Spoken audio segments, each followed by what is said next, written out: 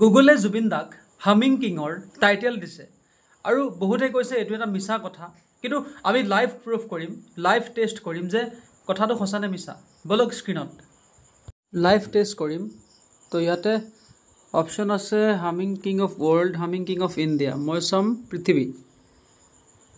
SI লওক The phrase humming king of world refers to the late Indian singer Zubeen Garg, who was known by that nickname due to his popularity and unique singing style. আৰু সেই কাৰণে ভাল লাগিছে যে আমাৰ মৰমৰ জুবিন দাক এনেকুৱা এটা টাইটেল দিছে আৰু এতিয়াৰ পৰা জুবিন অসমৰ নহয় ভাৰতৰ নহয় পৃথিৱীৰ এতিয়া গোটেই পৃথিৱীত হামিং কিং একমাত্ৰ আমাৰ মৰমৰ জুবিন দা এটা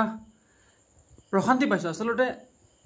দুখৰ মাজতো সুখ বুলি কয় আৰু এইটো আমি পাইছোঁ এতিয়া আৰু অসমবাসী হিচাপে আজি মই গৌৰৱ অনুভৱ কৰিছোঁ যে অসমৰ যোৰহাটৰ এজন ডেকা মৃত্যুৰ পাছতো এটা ইমান ডাঙৰ স্বীকৃতি পাইছে গোটেই পৃথিৱীয়ে জানিব জুবিনক